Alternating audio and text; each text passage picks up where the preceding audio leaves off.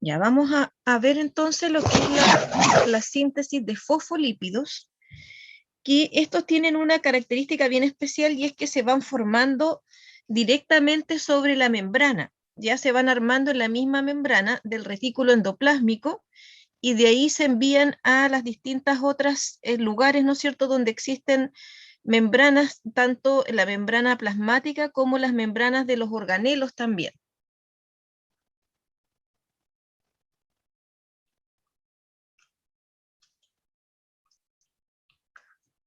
Acá podemos ver en un dibujo, ¿no es cierto?, esto que yo les digo que tiene que ver con la misma membrana. Vamos a ver acá que vamos a necesitar otra vez el glicerol fosfato, ¿no es cierto? Lo mismo que habíamos visto en la clase anterior. Y vamos a necesitar los acil-CoA, que son los ácidos grasos, que van a formar parte también de este fosfolípido. Entonces, primeramente, tenemos el glicerol fosfato que se une con los ácidos grasos, con dos ácidos grasos, y se forma el ácido fosfatídico, pero se forma ahí en la membrana. Se fijan, queda inmerso dentro de la membrana. Una vez que tengo el ácido fosfatídico, se le va a sacar el grupo fosfato y va a quedar como diacilglicerol. Y a continuación, una vez que tengo el diacilglicerol, el fosfato se lo saca la fosfatasa, ¿no es cierto? Va a llegar el compuesto que trae la base nitrogenada que hablábamos, o el grupo polar que se encuentra presente, ¿no es cierto?, en los fosfolípidos, y ese grupo polar va a traer el grupo fosfato. ¿Se fijan? Porque aquí se lo sacamos. Normalmente, por ejemplo, aquí aparece la síntesis de la colina es transportada a este lugar de la membrana, unida a un nucleótido, que es el CDP, ya que tiene citosina en su estructura, y tiene dos grupos fosfato.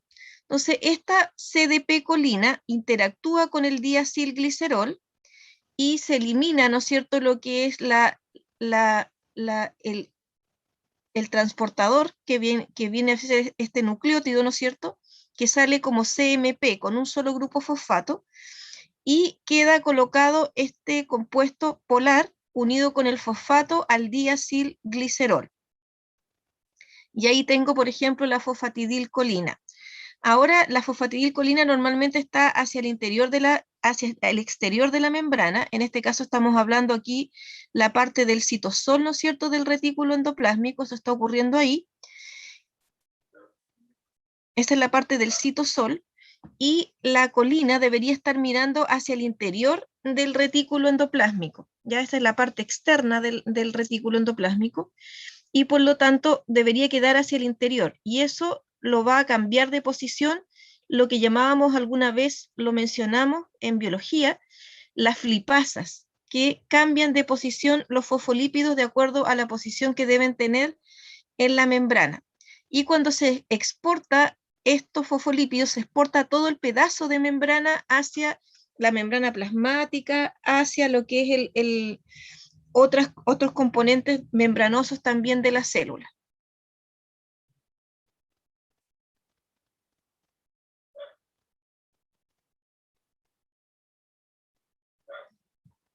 Aquí está con un poco más de detalle lo que es la síntesis de fosfatidilcolina, ¿no es cierto?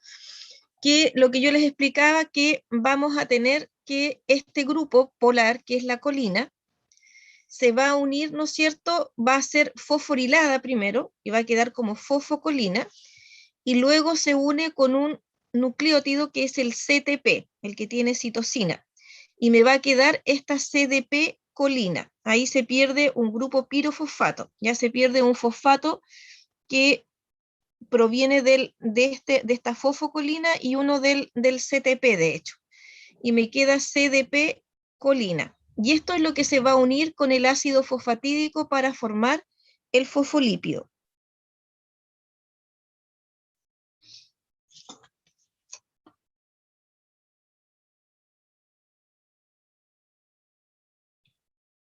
Acá tenemos justamente eso. Aquí está el 1,2 diacilglicerol, ya tiene el glicerol, los dos ácidos grasos, y se le agrega, interactúa con la CDP colina. Producto de eso, ¿no es cierto?, se va a eliminar toda esta parte y me queda un CMP que se va de ahí, ¿no es cierto? Y me queda la fosfatidilcolina. Se fijan, se elimina un CMP y me queda ya la fosfatidilcolina, que sería el fosfolípido. Insisto que todo esto ocurre dentro de la membrana. El diacilglicerol está metido en el interior de la membrana y ahí se produce este cambio para formar el fosfolípido.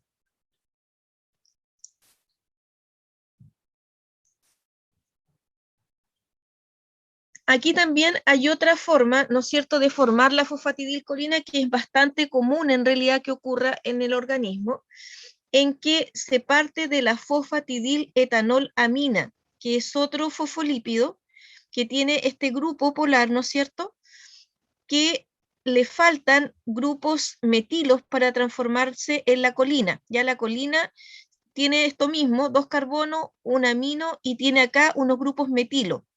Entonces se puede transformar la fosfatidiletonolamina si yo le agrego, ¿no es cierto?, algunos grupos metilo, y eso lo hace un compuesto que trabaja con la metionina, y se forma la fosfatidilcolina.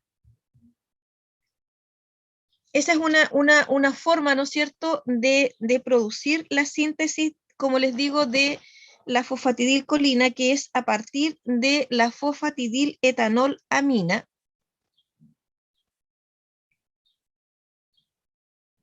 y que en realidad ocurre más frecuentemente que la anterior. Ya es más fácil hacer esto, ¿no es cierto?, si está presente, ¿no es cierto?, uno de estos fosfolípidos se puede transformar en el otro en el fondo.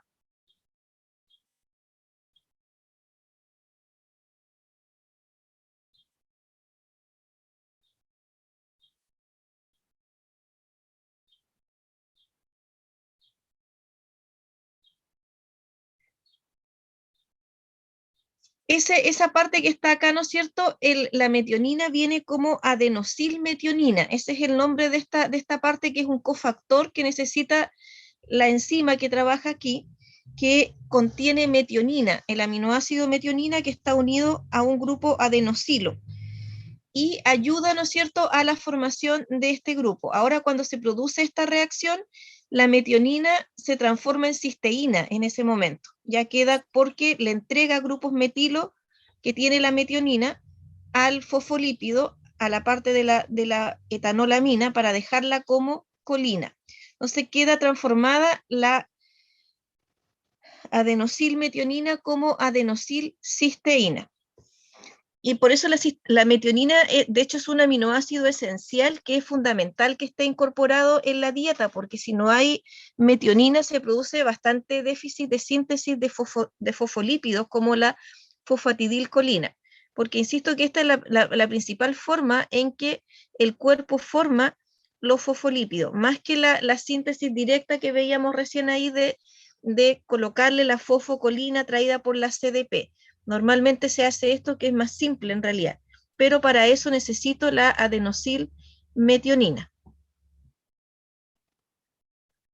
Aquí también hay otras transformaciones. Por ejemplo, si yo tengo la fosfatidiletonolamina, se puede eliminar este grupo de etanolamina y cambiarlo por una serina, y de esa manera voy a tener la fosfatidilserina. Se hace una transferencia. Se fijan, se saca el etanolamina y se cambia por la serina, y me queda fosfatidilserina. Por lo tanto, si ustedes se fijan ahí, la fosfatidiletonolamina es bastante importante en la síntesis de otros fosfolípidos, como la fosfatidilserina y la fosfatidilcolina.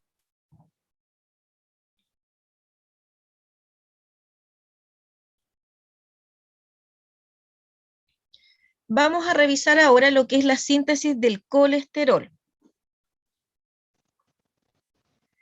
Ahí recordar, ¿no es cierto?, la estructura del colesterol, que está formado, tiene 27 átomos de carbono, en que hay unos poquitos que están como unas cadenas o como radicales ahí, y los otros están formando este anillo, el ciclopentano peridrofenantreno, que alguna vez lo hablamos, ¿no es cierto?, cuando vimos la parte estructural, y tiene ese grupo hidroxilo ahí. Ese es el colesterol que debe ser formado por la célula, ¿no es cierto?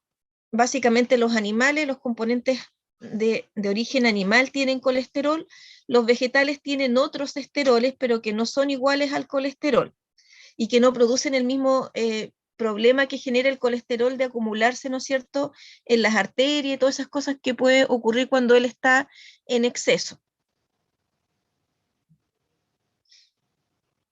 Por eso igual a veces cuando, entre paréntesis, ¿no es cierto?, hay muchas veces que se utilizan ciertas promociones, ¿no es cierto?, de productos que son totalmente absurdas. Por ejemplo, alguna vez yo vi en un réclame que salía y decía arroz 100% libre de colesterol, o sea, el arroz nunca ha tenido colesterol porque es de origen vegetal. ¿Se fijan? Si es de origen, si es un compuesto de origen animal, sí puedo decir que tiene bajo contenido de colesterol o está muy disminuido, pero en un producto de origen vegetal no debiese tener colesterol, ¿ya? Porque no lo forman los vegetales, forman otros tipos de esteroles.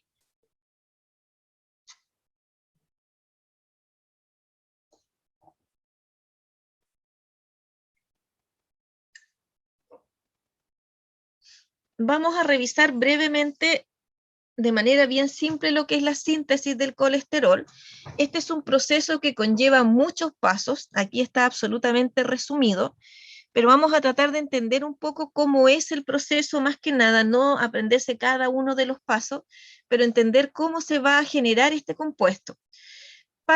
Todos los carbonos del colesterol provienen del acetil-CoA, ¿ya? Además, también se van a utilizar, que aquí no se ven directamente, ¿no es cierto?, NADPH también en la síntesis, lo mismo que se hacía para la síntesis de ácidos grasos, aquí también necesitamos NADPH. Entonces, se parte primero con un acetoacetil-CoA, que también proviene del acetil-CoA. El acetoacetil-CoA lo vimos en los cuerpos cetónicos, se forma a partir de 2-acetil-CoA, y aquí se le agrega una tercera, por lo tanto al principio parto ya con 3-acetil-CoA para la síntesis de este colesterol, y voy a formar un compuesto que se llama el hidroximetilglutaril-CoA, que aparece aquí como el HMG-CoA, hidroximetilglutaril-CoA.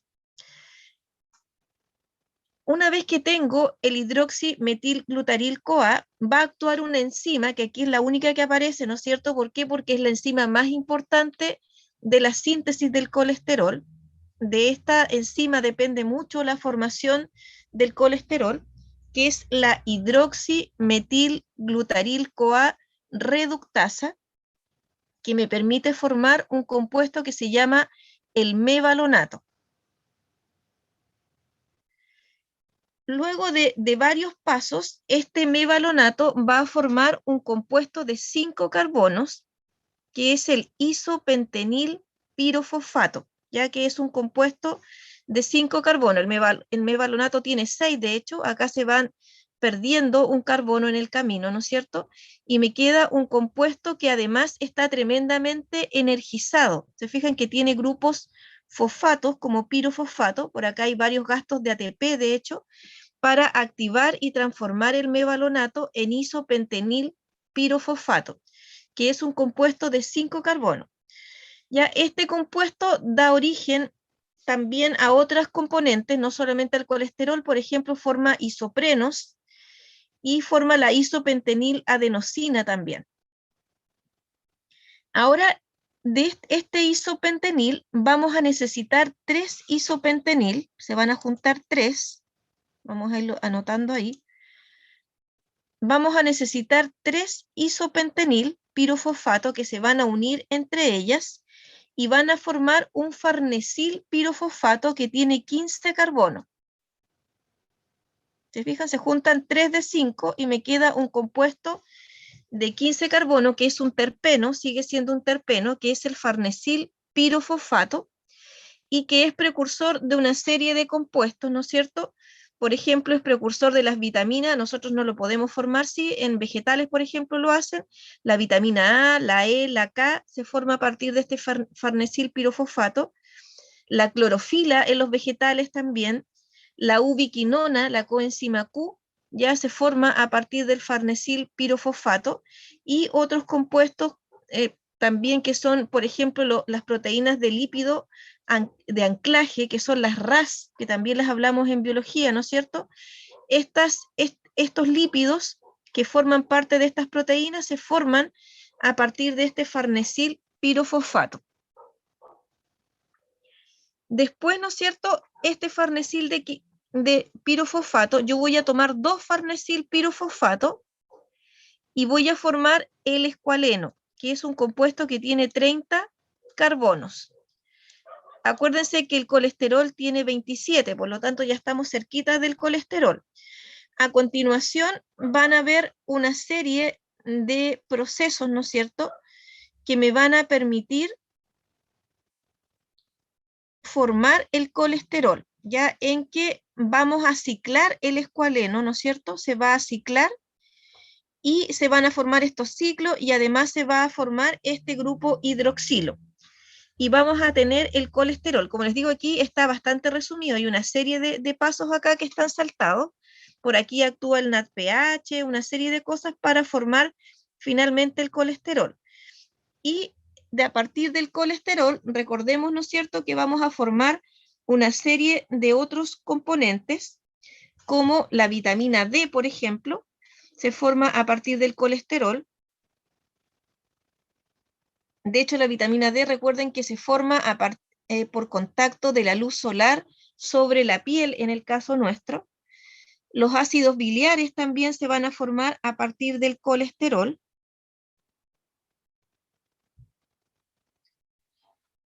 Las hormonas esteroideas, ¿no es cierto? Todo lo que son las hormonas esteroideas van a derivar del colesterol.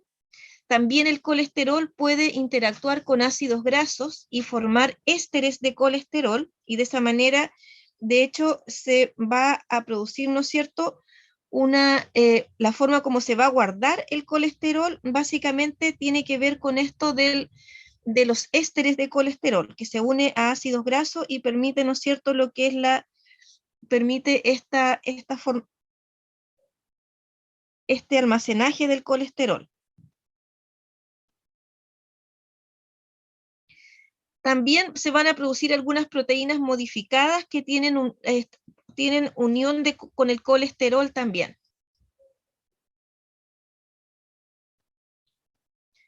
Ahí está lo mismo que hablábamos, el colesterol es guardado como ésteres de colesterol, son unas pequeñas gotitas en que el colesterol se une con un ácido graso y de esa manera se va guardando en la célula.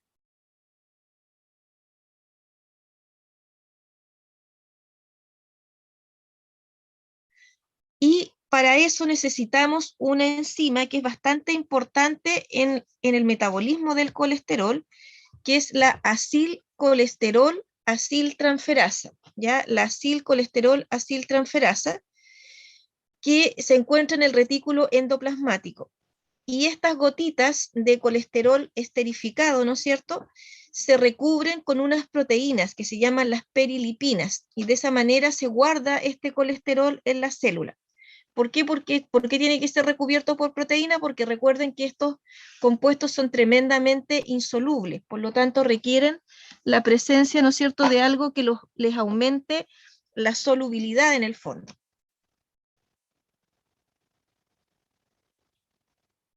Aquí vamos a revisar ahora cómo se regulan los niveles de colesterol. Hay básicamente 3 niveles. El primero tiene que ver con la hidroximetilglutaryl-CoA reductasa, que les decía yo que era la que permitía formar el mevalonato, ¿no es cierto? Y esa es la enzima clave de la síntesis del colesterol. Se regula tanto la formación de la enzima como la actividad de la enzima. De ahí lo vamos a revisar un poco también cómo se regula eso. También se va a regular esta enzima que hablábamos recién, que es la acil-CoA colesterol aciltransferasa, que manera más fácil de llamarla es la ACAT, ¿no es cierto?, que permite regular el exceso de colesterol libre intracelular al guardarlo como éster de colesterol en la célula, ya la acil-CoA colesterol aciltransferasa o ACAT. Y también se puede regular los niveles plasmáticos de los receptores que se denominan LDL. Las LDL son un tipo de lipoproteína plasmática que transporta colesterol y que las células tienen receptores para las LDL, lo que permite que estos LDL se unan a esta célula en la membrana y traspasen el colesterol hacia el interior de la célula. Por lo tanto, es súper importante para regular los niveles que hay en el plasma, ¿no es cierto?, la presencia de receptores LDL. De hecho, hay algunas enfermedades que son de tipo genético, que es una hipercolesterolemia familiar, que se llama, que se produce porque hay una deficiencia en los receptores de LDL, y eso hace que el colesterol no ingrese fácilmente a la célula y por lo tanto se acumula en la sangre.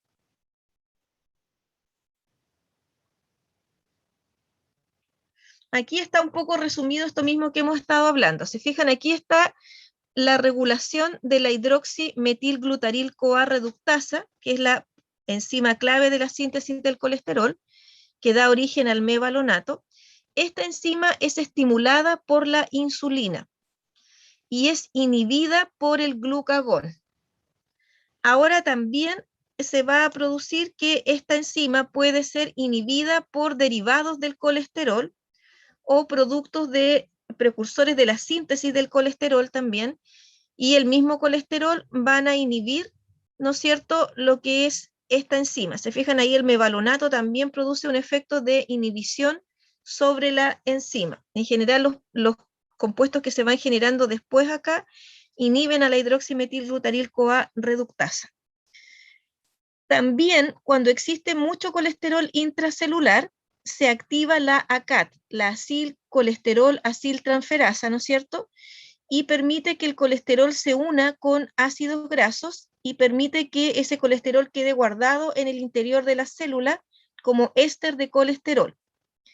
Por otra parte, estos receptores, ¿no es cierto? Aquí están los receptores de LDL que permiten entrar el colesterol al interior de la célula por endocitosis. Esta labor que hacen estos receptores es inhibida si en el interior de la célula ya hay colesterol.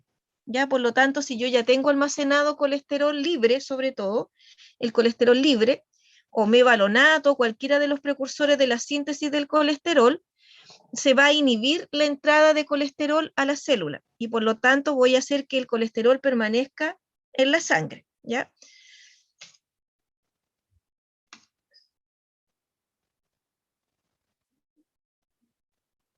Aquí igual aparece un poco lo que es la regulación de la hidroximetilglutaril-CoA reductasa, que es una enzima que cuando es fosforilada está inactiva. Ahora, esta inactivación es estimulada por el AMP. Ya el AMP aumenta la actividad de una quinasa que permite, ¿no es cierto?, fosforilar a la hidroximetilglutaril-CoA y por lo tanto la inhibe, ¿ya? Por otra parte, tenemos, ¿no es cierto?, que para ser activa se necesita una fosfatasa que le quite el grupo fosfato y la vuelva activa. Ahora esa fosfatasa es inhibida por una enzima, por una proteína que se llama la PP1, y esa PP1, su fosforilación y activación, que permite inhibir a la fosfatasa y con eso inhibir a la hidroximetilglutaril-CoA reductasa, es activada por AMP cíclico. No es lo mismo de aquí arriba, aquí es solo AMP, aquí abajo es el AMP cíclico, que promueve la activación de unas quinasas que fosforilan a esta proteína que se llama la PP1, ¿no es cierto?, la PPL1, de hecho, y ella fosforila a la fosfatasa y la inhibe, la va a inhibir. Por lo tanto, aquí se fijan que la regulación de la actividad de la hidroximetilglutaril-CoA es regulada tremendamente. O sea, por una parte, voy a estimular que se inactive a través de AMP y también voy a estimular la inactivación de la fosfatasa, que me permitiría activarla a través de la presencia del AMP cíclico, de tal manera que esta enzima solo funcione en ciertos momentos determinados del organismo. Ya no es una enzima que se cuida mucho de funcionar solo cuando corresponde. Ahora, igual obviamente en algunas personas, lamentablemente, esta enzima tiene mayor actividad que en otras, y eso produce que haya un exceso de colesterol endógeno que se produce.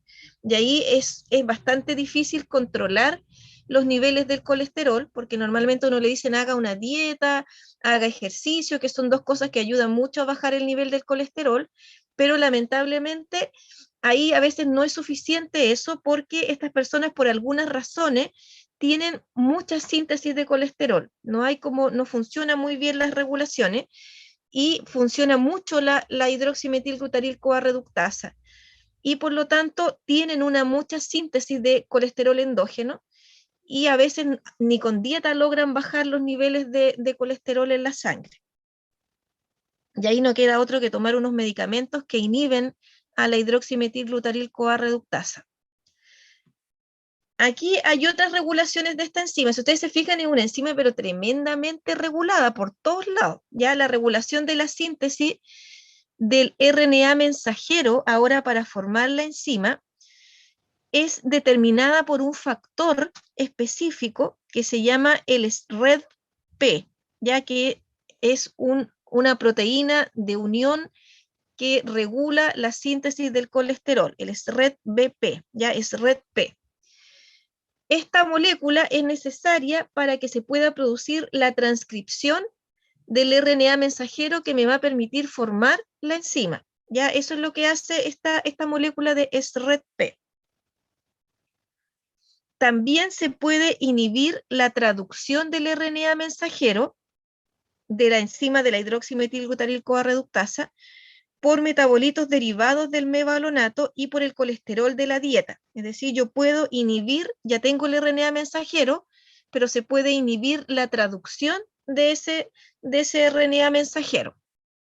Y por lo tanto no se forma la hidroximetilglutarilcoa reductasa.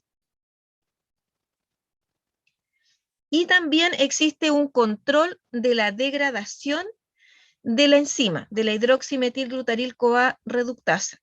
Cuando hay exceso de esteroles, aumenta la proteólisis de la enzima.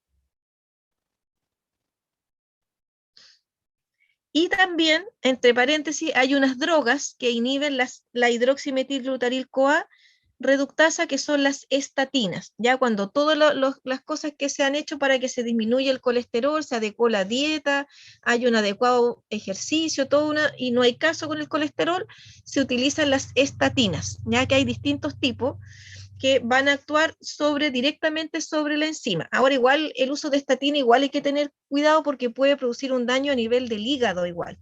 Ya, por lo tanto ahí hay que evaluarlo bien cuando se va a utilizar las estatinas, y debe haber un control del funcionamiento del hígado para asegurarse que no haya un daño por este medicamento. Aquí está lo que es la proteólisis de la hidroximetilglutarilcoa reductasa, que esto es mediado, ¿no es cierto?, por el exceso de esteroles que hay en el sistema. Aquí está la enzima, ¿no es cierto?, que está básicamente unida al retículo endoplásmico, y cuando existen muchos esteroles en el sistema, este esterol va a provocar, ¿no es cierto?, que se una a la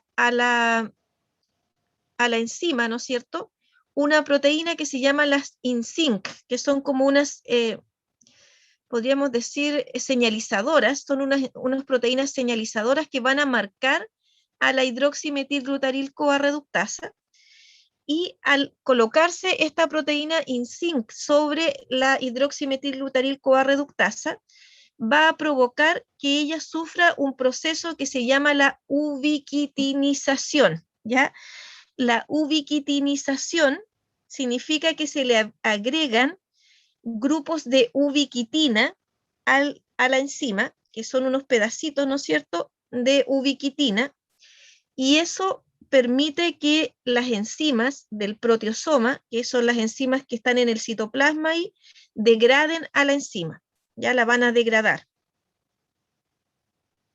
Esa ubiquitinización es estimulada por el colesterol, el mevalonato, el farnesol, y se agregan, ¿no es cierto?, como les digo, estos grupos de ubiquitina, que insisto que es como de hecho la ubiquitina no solamente se usa para marcar a esta enzima. Toda proteína que sea ubiquitinizada va a ser hidrolizada por el organismo, inevitablemente, ¿ya? Porque ella es una marca que significa que esa proteína debe ser eliminada.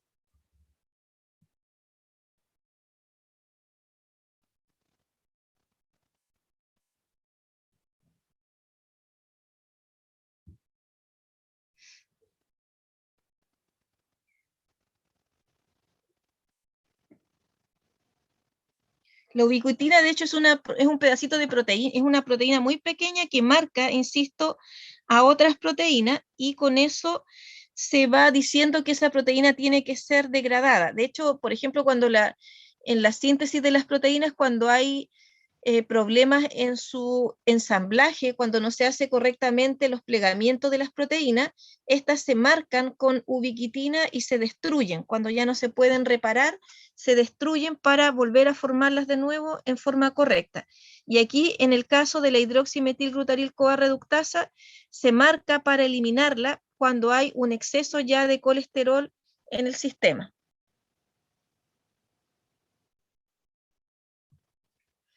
Aquí está lo que es el SRED-P ahora, que es lo que va a regular la síntesis del ARN mensajero que hace posible la formación del colesterol.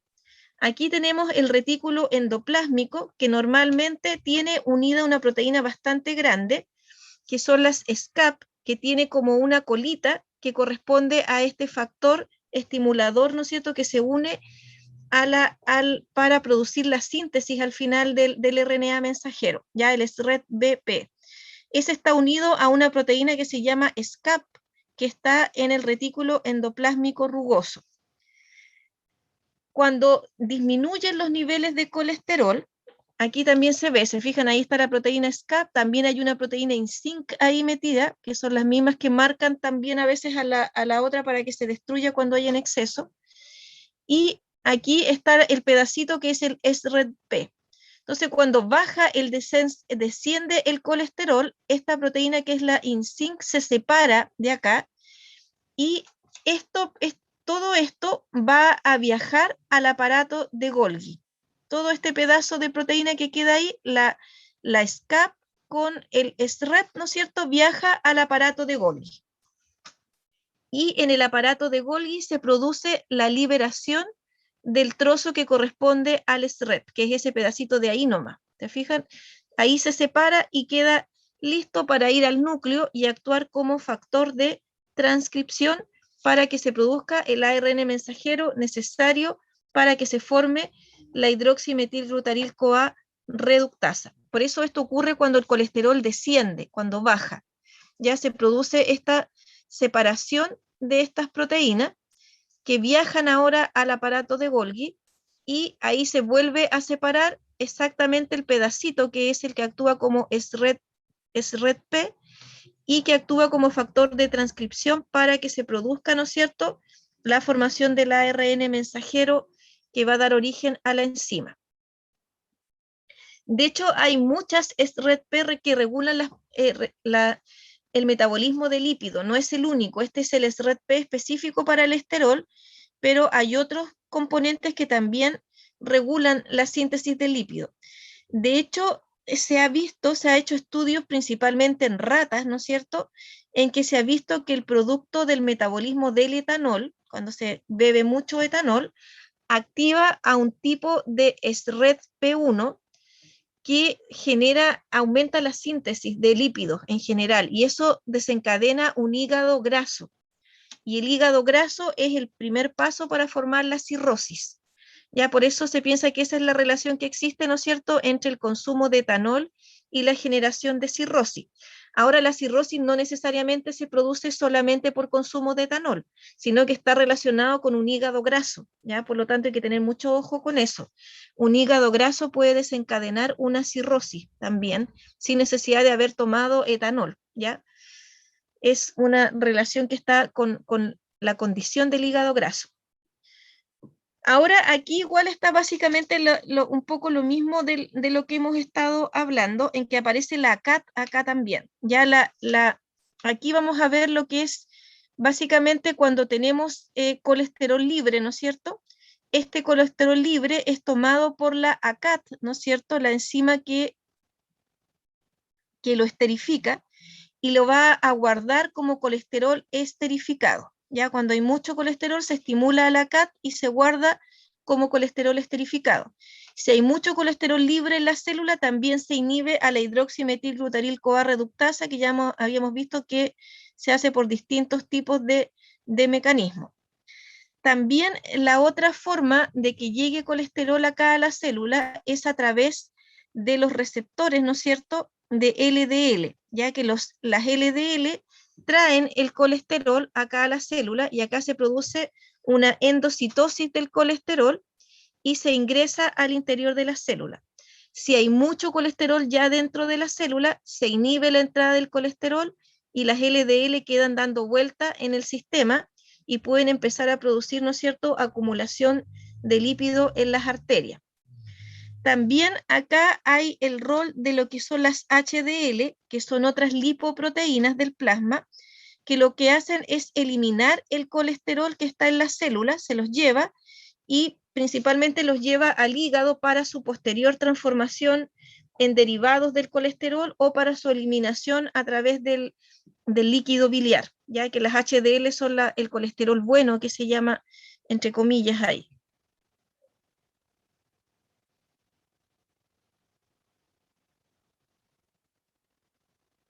Ahí se ve exactamente lo mismo. Igual ahí también la LDL puede entrar el colesterol a través de una ruta libre de receptor, pero es menos efectivo que cuando entra por los receptores. Por eso cuando hay falla de receptores se producen problemas bastante grandes de exceso de colesterol en la sangre, del LDL básicamente. Ahí está la entrada de las LDL. Se fijan que estas son reconocidas por receptores y se produce el ingreso por una vesícula al interior y acá en la vesícula se produce un reciclaje, ¿no es cierto? Porque se ingresa todo, receptor, todo junto, y los receptores después se reenvían de nuevo hacia la membrana.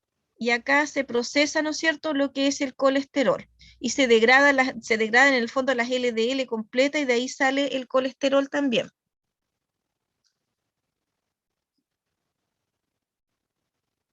Aquí está un poco lo que es la formación de estas lipoproteínas, ¿no es cierto?, que tienen que ver con el metabolismo de los lípidos. Aquí está la formación de los kilomicrones que se forman a nivel intestinal. Aquí a nivel intestinal, ¿no es cierto?, los lípidos de la dieta se van a transformar en kilomicrones, en que es una lipoproteína, en el medio está el colesterol y los triglicéridos, y en la periferia están los fosfolípidos y una serie de apolipoproteínas que forman este kilomicrón. Y estos pasan primero a lo que es la circulación linfática y posteriormente llegan a la sangre, donde por efecto de las lipoproteínas lipasas, ¿no es cierto?, se les van quitando los lípidos y los lípidos van ingresando a las células. El remanente de kilomicrón que queda después que va pasando por la circulación llega al hígado y ahí desemboca el resto de contenido que tiene en el hígado, que le quedó después de haber pasado a través de los vasos sanguíneos en que las lipoproteínas lipasas le van sacando un poco de los componentes que contiene en su interior. Aquí también está lo que es básicamente la síntesis de las LDL. En el hígado se forman primero las VLDL, que son lipoproteínas de muy baja densidad, y a medida que van pasando por los capilares, la lipoproteína lipasa también va modificando la composición de lípidos que tienen y se van transformando en IDL, ya porque la lipasa le va quitando algunos lípidos y finalmente estas IDL se transforman en las LDL.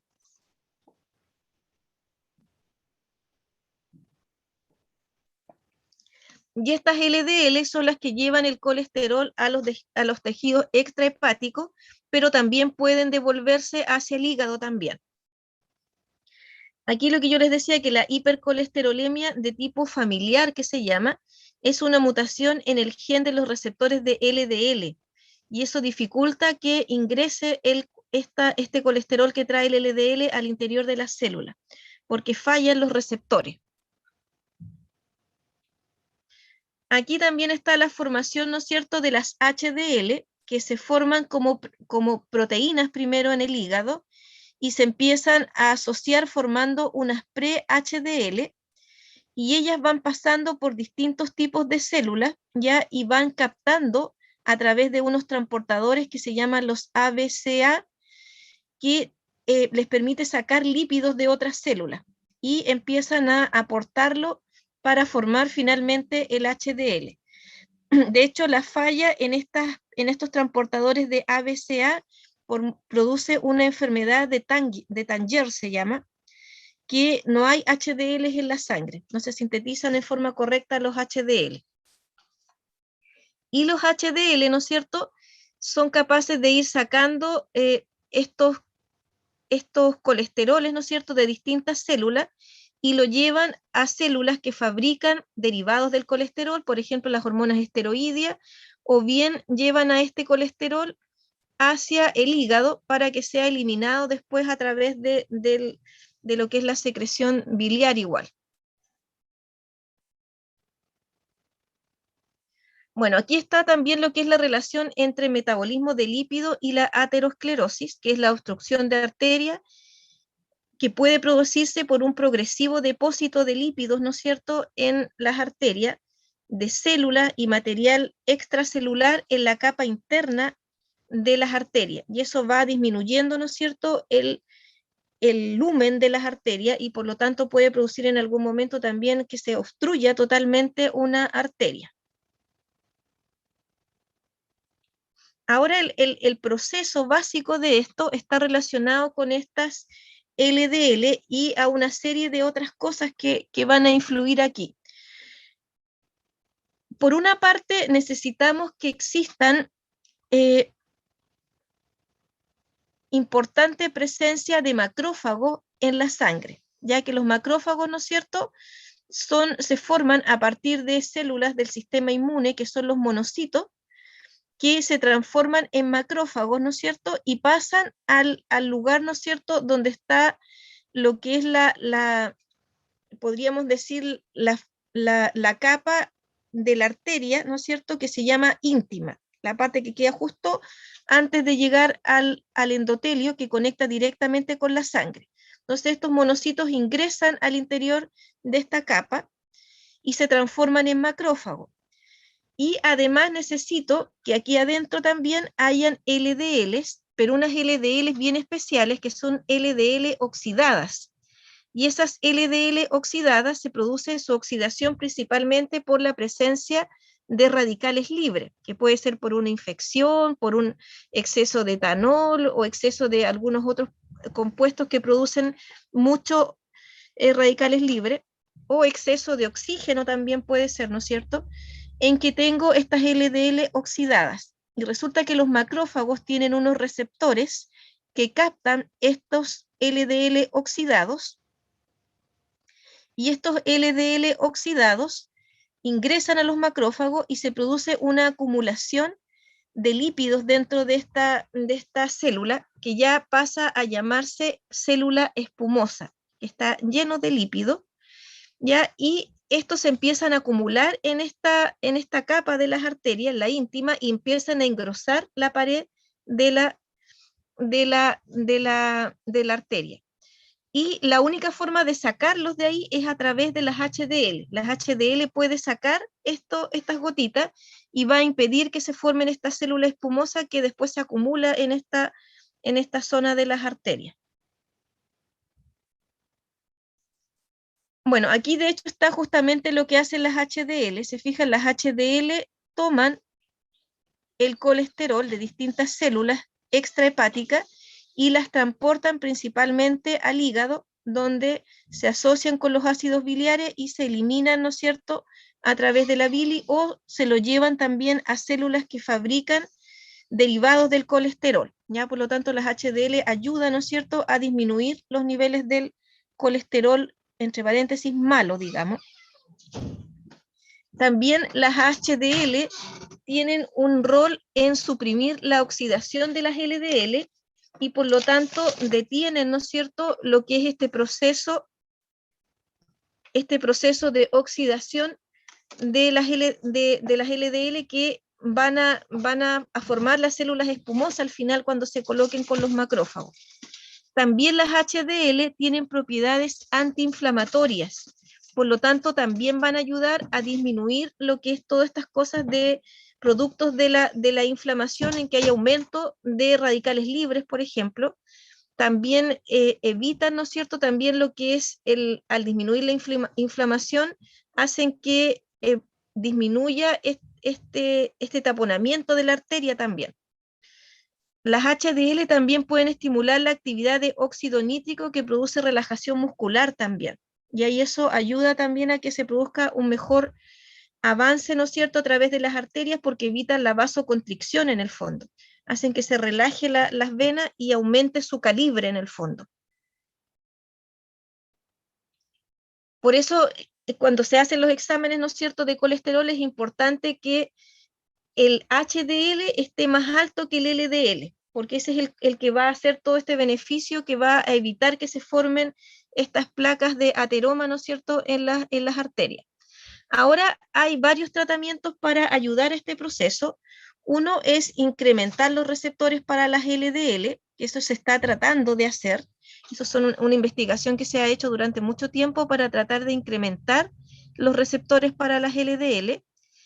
También regular este proceso de las RED-P, ¿no es cierto?, que son las que promueven la síntesis del colesterol. Y se utilizan, por ejemplo, en la actualidad, lo que yo les decía, las estatinas, y los secuestradores de ácidos biliares también se usan para tratar de disminuir la cantidad de colesterol. Ahora, ¿cómo funciona este proceso? Por ejemplo, cuando no se utiliza ningún medicamento, las LDL ingresan acá a las células, y a través de la hidroximetilglutaryl-CoA también sintetizamos colesterol, ¿no es cierto?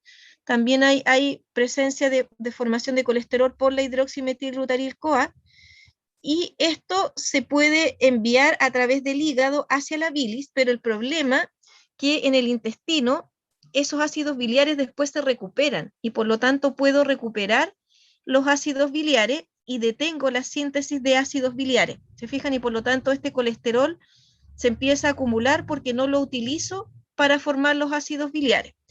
Ahora hay unas resinas que se utilizan que secuestran los ácidos biliares a nivel intestinal, se unen con ellos y lo eliminan a través de las heces.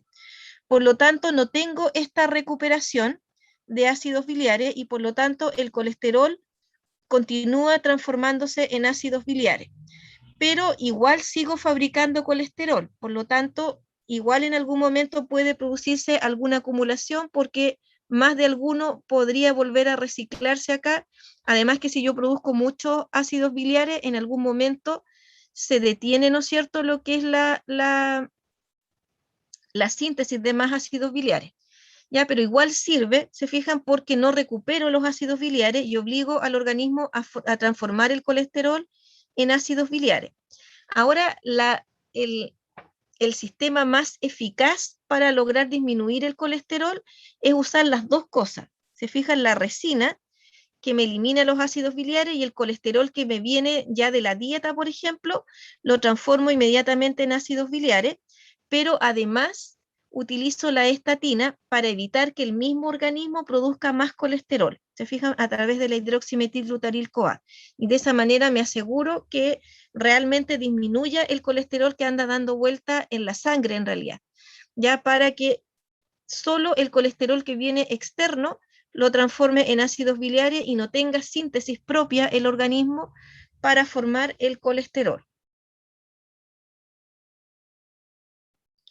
Por último, acá tenemos lo que son los eicosanoides, que en alguna vez hablamos, ¿no es cierto?, que son las prostaglandinas, las prostaciclinas, los tromboxanos, los leucotrienos, que son derivados de ácidos grasos poliinsaturados de 20 carbonos y que cumplen una serie de funciones dentro del organismo. Dentro de algunas está la inflamación, las respuestas alérgicas, la formación de trombos también están relacionados con estos compuestos.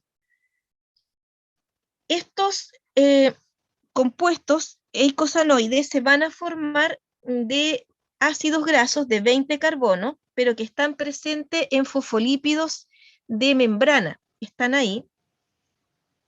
Y para su síntesis se necesita una fosfolipasa que es de tipo A2, que saca, por ejemplo, el ácido araquidónico principalmente, pero no es el único, saca el ácido graso que está unido al carbono 2 del fosfolípido, del glicerol del fosfolípido. Saca específicamente ese ahí, porque ahí frecuentemente está ese ácido araquidónico, y la fosfolipasa lo libera, y a partir de estos ácidos grasos de 20 carbono y con varias insaturaciones, ahí está, insisto, el ácido araquidónico representado ahí, puedo formar, por ejemplo, las prostaglandinas de tipo E1, los tromboxanos y los leucotrienos. Hay otros tipos de prostaglandinas que se forman de otro tipo de ácido graso de 20 carbono, no solamente del ácido araquidónico. Ahí está lo mismo. Ahora miren, para la síntesis de esto, una vez que yo tengo el ácido araquidónico, necesito una serie de enzimas, unas lipooxigenasas que me forman los leucotrienos, necesito una una enzima, perdón, que sintetiza la ciclooxigenasa, se llama, que forma, ¿no es cierto?, las prostaglandinas. Ya la ciclooxigenasa es una enzima que sintetiza prostaglandina, y de las prostaglandinas se forman las prostaciclinas, otras prostaglandinas y los tromboxanos. ¿Ya? Ahora esa ciclooxigenasa, ahí aparece, se fijan, agrega unos oxígenos y permite formar a lo que son todas las prostaglandinas. Es inhibida por compuestos que son antiinflamatorios no esteroidales, ya como la aspirina, el ibuprofeno, esas cosas, es inhibida por la ciclooxigenasa, que se llaman las COX en realidad. Ahí está justamente esto. A partir del ácido araquidónico se forman las prostaglandinas, los tromboxanos, y eso es inhibido por los antiinflamatorios no esteroidales. Ahora, eso es lo que explica el rol que cumplen justamente estos medicamentos, porque las prostaglandinas tienen que ver con la inflamación, con la fiebre, y también explican el efecto que tienen la aspirina, sobre todo, ¿no es cierto?, de evitar la formación de trombo, porque se inhibe esta ciclooxigenasa y evito que se formen los tromboxanos, por ejemplo. Y eso es lo que teníamos que revisar de nuestra síntesis de lípidos. Ya, eso es el proceso de formación. Ahí faltan algunos otros por ahí, pero creo que no es necesario que veamos con tanto detalle cada uno de ellos igual.